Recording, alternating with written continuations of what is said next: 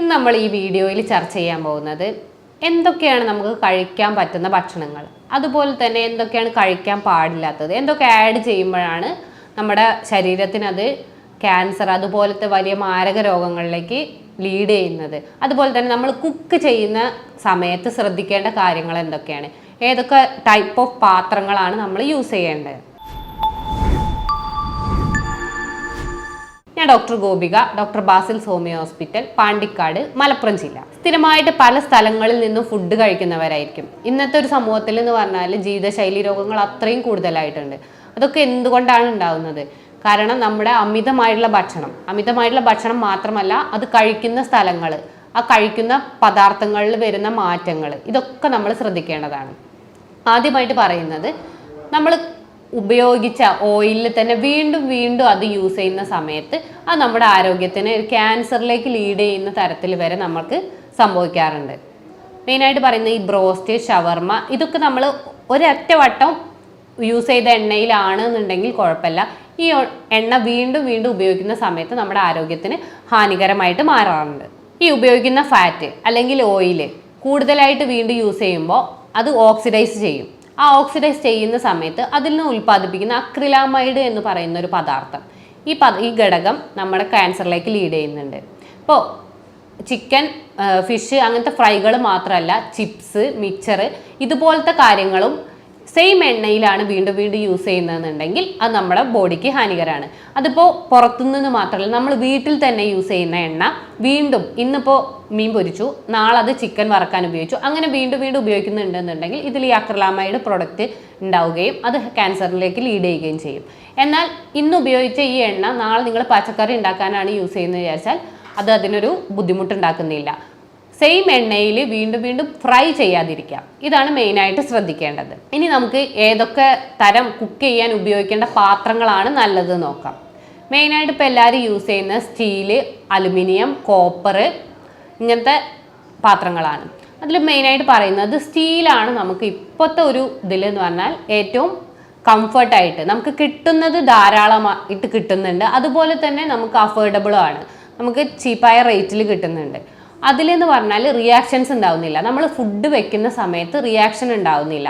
അപ്പോൾ അത് നമ്മുടെ ആരോഗ്യത്തിന് നല്ലതാണ്. എന്നാൽ അലുമിനിയം പാത്രത്തിൽ നമ്മൾ കുക്ക് ചെയ്യുന്ന സമയത്ത് നമുക്ക് കിട്ടാൻ ബുദ്ധിമുട്ടാണ്, റേറ്റും കൂടുതലാണ്. അതുപോലെ തന്നെ ഈ അലുമിനിയം നമ്മളെ ഫുഡുമായിട്ട് റിയാക്ട് ചെയ്തിട്ട് അത് ഓക്സിഡൈസ് ചെയ്യുന്നുണ്ട്. അപ്പോൾ ആ ഒരു പ്രശ്നം ഉണ്ടാവുന്ന സമയത്ത് അത് നമ്മുടെ ഉള്ളിലേക്ക് എത്തുന്ന സമയത്ത് നമുക്ക് ബുദ്ധിമുട്ടുകൾ ഉണ്ടാവുന്നുണ്ട്. അതുപോലെ തന്നെയാണ് ഈ കോപ്പറിൻ്റെ പാത്രങ്ങളാണെന്നുണ്ടെങ്കിൽ കോപ്പർ ശരീരത്തിന് നല്ലതാണ്. ഈ കോപ്പറിൻ്റെ പാത്രങ്ങളിൽ ഉണ്ടാവുമ്പോൾ ഈ കോപ്പറും ഈ ഫുഡിലേക്ക് ആഡ് ചെയ്യേണ്ട ഒരു അവസ്ഥ വരുന്നുണ്ട്. നമ്മൾ കൂടുതലായിട്ട് ചൂടാവുന്ന സമയത്ത് ആ കോപ്പർ ഇതുമായിട്ട് മിക്സ് ആയിട്ട് കോപ്പർ ഉള്ളിലേക്ക് എത്തും. ചെറിയ രീതിയിൽ കോപ്പർ എത്തി വിചാരിച്ച് നമുക്ക് ബുദ്ധിമുട്ടുകളൊന്നും ഉണ്ടാവില്ല. പക്ഷെ അത് അമിതമാവുന്ന സമയത്ത് നമ്മുടെ ശരീരത്തിന് പ്രശ്നങ്ങളുണ്ടാവും. പക്ഷേ ഈ കോപ്പർ പാത്രങ്ങളുടെ ഒരു ബെനിഫിറ്റ് എന്ന് പറയുന്നത് അത് പെട്ടെന്ന് ചൂടാവുകയും ചെയ്യും, അതുപോലെ തന്നെ പെട്ടെന്ന് തണുക്കുകയും ചെയ്യും. അപ്പോൾ ഈ നമ്മളിപ്പോൾ ഗ്യാസ് എന്തെങ്കിലും കത്തിക്കുന്ന സമയത്ത് ചൂട് പെട്ടെന്ന് കൂടുന്ന സമയത്ത് അപ്പോൾ നമുക്കത് സൗകര്യമാണ്. അതുപോലെ തന്നെ അത് ഓഫാക്കി കഴിഞ്ഞാൽ പെട്ടെന്ന് അത് തണുക്കുകയും ചെയ്യും. അതും നമ്മുടെ ഒരു കിച്ചൺ ആവശ്യത്തിന് നമുക്ക് സുഖകരമാണ്. പിന്നെ പറയുന്ന അയൺ, ഇപ്പോൾ നമ്മൾ കണ്ടിട്ടുണ്ട് ഇരുമ്പിൻ്റെ ചീനച്ചട്ടികളൊക്കെ, ഇരുമ്പിൻ്റെ ചീനച്ചട്ടിയൊക്കെ യൂസ് ചെയ്യാം. ഇപ്പോൾ HB അല്ലെങ്കിൽ ശരീരത്തിലെ ബ്ലഡിൽ അയൺ കുറവുള്ളവർക്കൊക്കെ സ്ഥിരമായിട്ട് ആ ഇരുമ്പിൻ്റെ ചീനച്ചട്ടിയിലാണ് കഴിക്കുന്നതെന്നുണ്ടെങ്കിൽ അത് അവർക്ക് നല്ലതായിരിക്കും.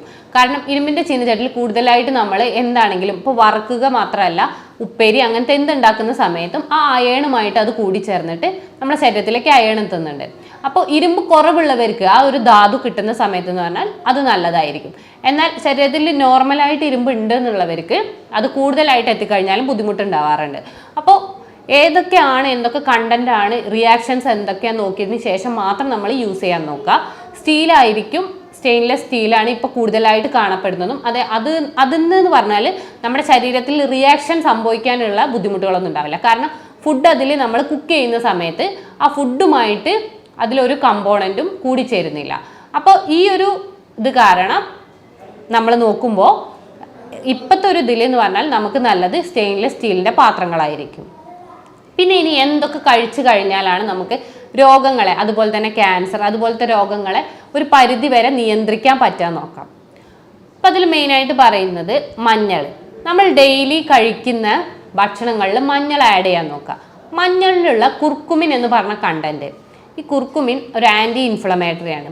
അത് ക്യാൻസർ കോശങ്ങളെ, ഇപ്പോൾ ജെൻസിലാണെന്നുണ്ടെങ്കിൽ പ്രോസ്റ്റേറ്റ് ക്യാൻസറിനെ, അതുപോലെ തന്നെ ഫീമെയിൽസിലെ ബ്രസ്റ്റ് ക്യാൻസറൊക്കെ തടയാൻ, അതുപോലെ കുടൽ ക്യാൻസർ, ഇതൊക്കെ തടയാൻ ഒരു പരിധി വരെ നിയന്ത്രിക്കുന്ന ഈ കുർക്കുമിൻ എന്ന് പറഞ്ഞ കണ്ടന്റാണ്. അതുപോലെ തന്നെ ഇഞ്ചിയിലുള്ള ജിഞ്ചറോൾ എന്ന് പറയുന്ന കണ്ടന്റ് കുടൽ ക്യാൻസറിൽ നിന്ന് നമുക്ക് മുക്തി നേടാൻ സഹായിക്കുന്നുണ്ട്. അതൊരു പരിധി വരെ നിയന്ത്രിക്കാൻ വേണ്ടിയിട്ട് നമുക്ക് ഇഞ്ചി നമ്മുടെ ഫുഡിൽ കൂടുതലായിട്ട് ആഡ് ചെയ്യാവുന്നതാണ്. പിന്നെ പറയുന്നത് വെളുത്തുള്ളിയാണ്. വെളുത്തുള്ളിയിലുള്ള അല്ലിസിൻ എന്ന് പറഞ്ഞ കണ്ടന്റ്, ഇതൊരു വിറ്റാമിൻ സി റിച്ച് ആണ്, അതുപോലെ തന്നെ ഒരു ആൻറ്റി ഇൻഫ്ലമേറ്ററി ആണ്. ഇത് സ്ഥിരമായിട്ട് നമ്മുടെ ഫുഡിൽ ഉൾപ്പെടുത്തുകയാണെന്നുണ്ടെങ്കിൽ ഏതുതരം ബുദ്ധിമുട്ടുകളുടെ എന്തൊരു ഇൻഫെക്ഷൻ ശരീരത്തിൽ വന്നിട്ടുണ്ടെങ്കിലും അത് നമുക്ക് ഒരു പരിധിവരെ നിയന്ത്രിക്കാൻ പറ്റും. ഈ വെളുത്തുള്ളി കഴിക്കുന്ന സമയം എന്ന് പറയുന്നത് നിങ്ങൾ ഏർലി മോർണിംഗ് കഴിക്കാതിരിക്കുക. അത് നിങ്ങളുടെ അസിഡിറ്റിക്ക് അല്ലെങ്കിൽ ഗ്യാസ്ട്രിക് ബുദ്ധിമുട്ടിന് കാരണമാകും. അപ്പോൾ ഒരു രാവിലെ 11 മണി മുതൽ 4 മണി വരെ ഈ ഗ്യാപ്പിൽ മാത്രം ഈ വെളുത്തുള്ളി ചവച്ചരച്ച് കഴിക്കാൻ നോക്കുക. അല്ല അത് ഇട്ട് തിളപ്പിച്ച വെള്ളമാണെന്നുണ്ടെങ്കിൽ അതും നിങ്ങളുടെ ശരീരത്തിന് നല്ലതാണ്. ഇല്ലാന്നുണ്ടെങ്കിൽ ചവച്ചരച്ച് കഴിക്കാൻ ശ്രദ്ധിക്കുക. പിന്നെ ഒന്ന് പറയുന്നത് കറുവപ്പട്ടയാണ്. കറുവപ്പട്ട എന്ന് പറഞ്ഞാൽ ഒന്നെങ്കിൽ പൊടിച്ച് കഴിക്കാൻ ശ്രദ്ധിക്കുക, അല്ലാന്നുണ്ടെങ്കിൽ ഇത് പൊടിച്ച് വെള്ളത്തിലിട്ട് വെള്ളം തിളപ്പിച്ച് കഴിക്കുക. ഈ കറുവപ്പട്ട സഹായിക്കുന്നത് ക്യാൻസർ കോശങ്ങളിലേക്കുള്ള രക്തയോട്ടം കുറയ്ക്കും. അപ്പോൾ ആ സമയത്ത് അതിൻ്റെ വലുപ്പം റെഡ്യൂസ് ആവുകയും ഇപ്പോഴുള്ള വലുപ്പത്തിൽ നിന്ന് കൂടാതിരിക്കുകയും ചെയ്യും. കാരണം അവിടെ രക്തയോട്ടം കിട്ടിയിട്ടില്ല എന്നുണ്ടെങ്കിൽ ആ ക്യാൻസർ കോശങ്ങൾക്ക് വളരാൻ പറ്റില്ല. ഇപ്പോൾ നമ്മൾ ഫൈബ്രോയിഡിൻ്റെ ഒക്കെ കാര്യത്തിൽ അവിടെ ചെയ്യുക എന്താ വെച്ചാൽ എംബോളൈസേഷൻ ആണ് ചെയ്യുക. ആ സമയത്ത് എന്ന് പറഞ്ഞാൽ അവിടേക്കുള്ള ഫുൾ ഏരിയയ്ക്കുള്ള രക്തയോട്ടം നമ്മൾ പുറത്തുനിന്ന് അത് രക്തയോട്ടം കളയുകയാണ് ചെയ്യുന്നത്. അപ്പോൾ ആ ഫൈബ്രോയിഡിന് രക്തയോട്ടം കിട്ടിയിട്ടില്ല എന്നുണ്ടെങ്കിൽ ഓട്ടോമാറ്റിക്കായിട്ട് അത് ചുരുങ്ങും, അല്ലാന്നുണ്ടെങ്കിൽ ആ ഒരു സൈസ് തന്നെ നിന്ന് പോവുകയാണ് ചെയ്യുക, അതിൽ കൂടുതൽ വലുതാവില്ല. അപ്പോൾ ഈ ഒരു അവസ്ഥയാണ് നമ്മൾ കറുവപ്പട്ട ഡെയിലി കഴിക്കുമ്പോൾ നമ്മുടെ ശരീരത്തിന് കിട്ടുന്നത്. പിന്നൊന്ന് പറയുന്നത് നല്ല രീതിയിൽ വെള്ളം കുടിക്കാൻ ശ്രദ്ധിക്കുക. ശരീരത്തിന് ആവശ്യമായ രീതിയിൽ വെള്ളം കുടിക്കുക. പിന്നെ പുളിയുള്ള പദാർത്ഥങ്ങളായ മൂസമ്പി, നാരങ്ങ ഇത് സ്ഥിരമായിട്ട് കഴിക്കാൻ നോക്കുക. ഇതിലുള്ള വിറ്റാമിൻ സി അല്ലെങ്കിൽ ആൻറ്റി ഇൻഫ്ലമേറ്ററി കണ്ടന്റുകൾ ഈ ക്യാൻസർ കോശങ്ങളെ ഒരു പരിധിവരെ വളരാതിരിക്കാൻ വേണ്ടി സഹായിക്കുന്നുണ്ട്. അപ്പോൾ പുളിയുള്ള പദാർത്ഥങ്ങൾ കൂടുതലായിട്ട് കഴിക്കാൻ ശ്രദ്ധിക്കുക. ഇത്രയും കാര്യങ്ങൾ സ്ഥിരമായിട്ട് കഴിക്കുകയാണെന്നുണ്ടെങ്കിൽ നമുക്ക് എന്ത് അസുഖത്തിനും അതൊരു പരിധിവരെ നമുക്ക് നിയന്ത്രിക്കാൻ പറ്റും. എന്നാൽ എന്തൊക്കെയാണ് നമ്മൾ ശ്രദ്ധിക്കാത്ത കുറച്ച് കാര്യങ്ങളുണ്ട് നമ്മളെ ബുദ്ധിമുട്ടിലേക്ക് നയിക്കുന്നത്. അതൊന്നാമത് പൂപ്പലാണ്. ചെറിയ രീതിയിൽ ഒരു ഫുഡിൽ പൂപ്പൽ വന്നിട്ടുണ്ടെന്നുണ്ടെങ്കിൽ അത് നമുക്ക് ആരോഗ്യത്തിന് ബുദ്ധിമുട്ടുണ്ടായിക്കൊള്ളുന്നില്ല. പക്ഷെ അത് ഏത് തരത്തിലുള്ള പൂപ്പലാണ് നമ്മൾ കണ്ടെത്തണം. ചില പൂപ്പലുകളിൽ എന്ന് പറഞ്ഞാൽ അപ്ലോടോക്സിൻ എന്ന് പറഞ്ഞൊരു കണ്ടന്റ് ഉണ്ട്. അത് ലിവർ ക്യാൻസർ, ഹെപ്പാറ്റിക് ക്യാൻസറിന് വരെ കാരണമാവാറുണ്ട്. അപ്പോൾ അത് മെയിനായിട്ട് പറയുന്ന പീനട്ട്, അതുപോലെ തന്നെ കോണ്, അതുപോലെ സോയാബീൻ, ഇവയിലൊക്കെ ഉണ്ടാവുന്ന പൂപ്പലുകൾ. ഈ പൂപ്പലുകൾ നമ്മൾ കണ്ടു കഴിഞ്ഞാൽ അത് കഴിക്കാതിരിക്കാൻ ശ്രദ്ധിക്കുക. അത് കഴിച്ചു കഴിഞ്ഞാൽ അതിലുള്ള അപ്ലോടോക്സിൻ കണ്ടന്റ് എന്ന് പറഞ്ഞാൽ ക്യാൻസർ ഉണ്ടാക്കാൻ കാരണമാവും. അപ്പോൾ അത് കംപ്ലീറ്റ് ആയിട്ട് ഒഴിവാക്കാൻ നിൽക്കുക. ചെറിയ രീതിയിൽ പൂപ്പൽ വന്നിട്ടുണ്ടെന്നുണ്ടെങ്കിൽ കംപ്ലീറ്റ് ആയിട്ട് ഒഴിവാക്കുക. ബാക്കിയുള്ള പൂപ്പലുകളല്ല. പക്ഷെ ചില പൂപ്പലുകൾക്ക് നമ്മൾ ഏത് മാരകമായ പൂപ്പലുകളാണോ അല്ലേ നമുക്ക് അറിയാത്തൊരു അവസ്ഥ ഉണ്ടാവും. അപ്പോൾ അത് ഏതാണെന്ന് തിരിച്ചറിഞ്ഞതിന് ശേഷം മാത്രം ശ്രദ്ധിക്കുക. മാക്സിമം പൂപ്പലുള്ള ഫുഡുകൾ കംപ്ലീറ്റ് ആയിട്ട് ഒഴിവാക്കാൻ നോക്കുക. അതുപോലെ കൂടുതലായിട്ട് കരിയിച്ച ഭക്ഷണങ്ങൾ ഒഴിവാക്കാൻ നോക്കുക. കാർബണേറ്റഡ് ആയി കഴിഞ്ഞാൽ അത് ശരീരത്തിന് ഹാനികരമായിട്ടാണ് ഭവിക്കുന്നത്. അപ്പോൾ കാർബണേറ്റഡ് അടങ്ങിയ അല്ലെങ്കിൽ കൂടുതലായിട്ട് കരിക്കുന്ന, ഇപ്പോൾ ചിലരുണ്ട് ഇപ്പോൾ ഫിഷൊക്കെ ഫ്രൈ ആക്കുകയാണെന്നുണ്ടെങ്കിൽ മാക്സിമം ഫ്രൈ ചെയ്തെടുക്കുന്നത്. പക്ഷെ ആ കരി അതിൽ ആഡ് ചെയ്ത് കഴിഞ്ഞാൽ അത് ഉള്ള ഫിഷിൻ്റെ ഒമേഗ 3 ഫാറ്റി ആസിഡും കൂടെ നമുക്ക് കിട്ടാതിരിക്കുന്ന ഒരു അവസ്ഥയിലേക്ക് എത്തുകയാണ് ചെയ്യുക. അപ്പോൾ അത് കരിയിക്കാത്ത രീതിയിൽ കഴിക്കാൻ ശ്രദ്ധിക്കുക.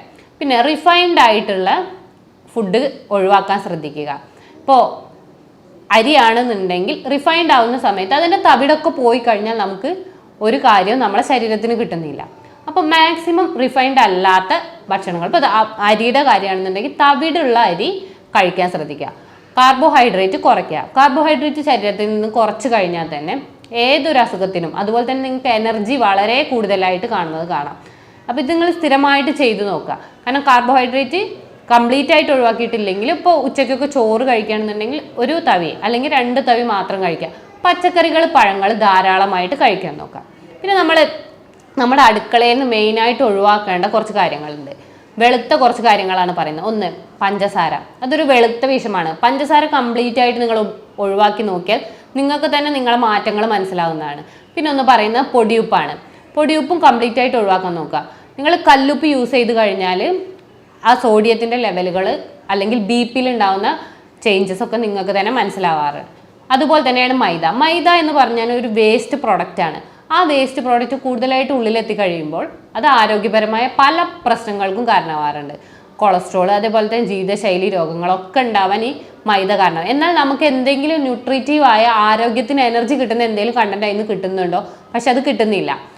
ആവശ്യമില്ലാത്തത് മാത്രമാണ് നമ്മൾ മൈദ കഴിക്കുന്ന സമയത്ത് നമ്മുടെ ഉള്ളിലേക്ക് എത്തുന്നത്. പിന്നെ പ്രോസസ്ഡ് മീറ്റ്, ഈ പ്രോസസ്ഡ് മീറ്റ് നമ്മൾ വാങ്ങുന്ന സമയത്ത് അത് കൂടുതൽ ദിവസങ്ങളിൽ വെക്കുന്ന ഈ പ്രോസസ്ഡ് മീറ്റ് അത് ദിവസങ്ങൾ നിൽക്കാൻ വേണ്ടിയിട്ട് തന്നെ അതിൽ കൂടുതലായിട്ടുള്ള വിഷപദാർത്ഥങ്ങളാണ് അതിൽ ആഡ് ചെയ്യുന്നത്. അത് നിൽക്കാൻ വേണ്ടിയിട്ടാണ് അവർ രാസവസ്തുക്കൾ ആഡ് ചെയ്യുന്നത്. അത് നമ്മുടെ ശരീരത്തിന് അത് വിഷപദാർത്ഥമായിട്ടാണ് ആക്ട് ചെയ്യുന്നത്. അപ്പോൾ ഇത് മാക്സിമം ഒഴിവാക്കാൻ നോക്കാം.